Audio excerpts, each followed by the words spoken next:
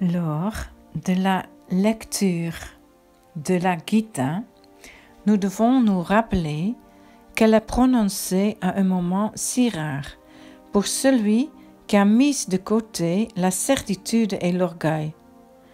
L'esprit d'humilité qui nous permet de demander de l'aide est plus facile à dire qu'à faire.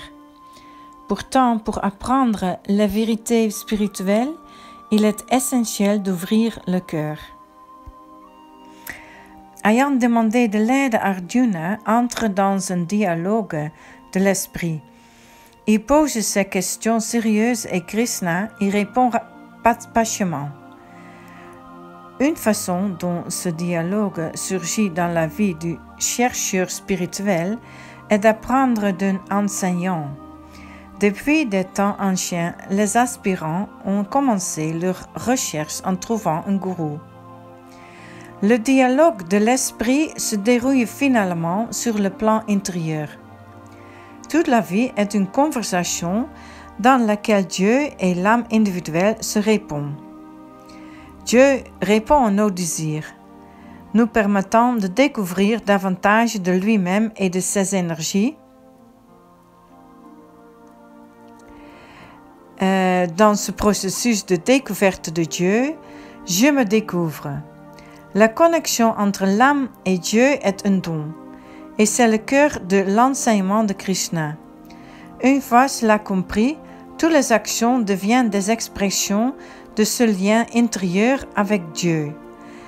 Les 6 premiers chapitres commencent par une analyse de soi, qui établit chacun de nous comme un être éternel, réincarné d'un corps à l'autre dans la recherche de la libération du cycle de la naissance et de la mort. Vient ensuite l'art du yoga, comment vivre et agir d'une manière qui mène à la libération et à l'union avec Dieu. Krishna enseigne 3 voies de yoga, le karma yoga, la voie de l'action, signifier travailler sans attachement au résultat de son travail. Le Jnana Yoga est le chemin de la connaissance de l'esprit par l'étude et la contemplation, et le Bhakti Yoga est la voie de la dévotion à Dieu. Krishna dit que tous les 3 ces voies mènent au même but, mais il conclut en recommandant la voie du Bhakti Yoga.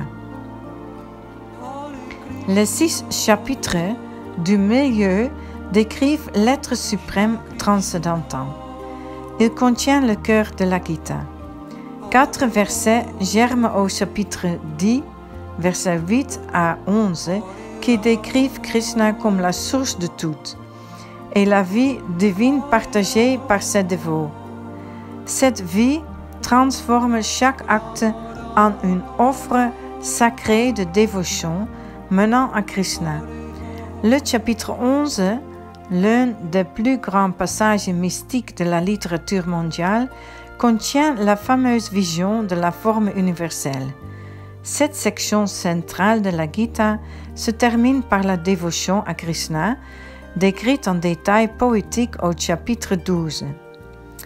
Les 6 derniers chapitres approfondissent ce thème, ajoutant une explication détaillée des 3 qualités matérielles de la bonté, de la passion et de l'obscurité, montrant comment cette qualité se manifeste dans la vie quotidienne. Ils incluent au chapitre 16 un récit intense et minutieux des effets de la qualité des ténèbres. Le dernier chapitre se termine à partir du verset 55 par une affirmation glorieuse de l'amour de Krishna et son assurance finale aux voyageurs en chemin. Abandonnez toutes les religions et abandonnez-vous à moi seul. Je vous libérerai de toutes les réactions pécheresses. N'ayez pas peur. Cette édition de la Bhagavad Gita s'adresse à tous ceux qui explorent le chemin spirituel, quelle que soit leur foi et leur croyance.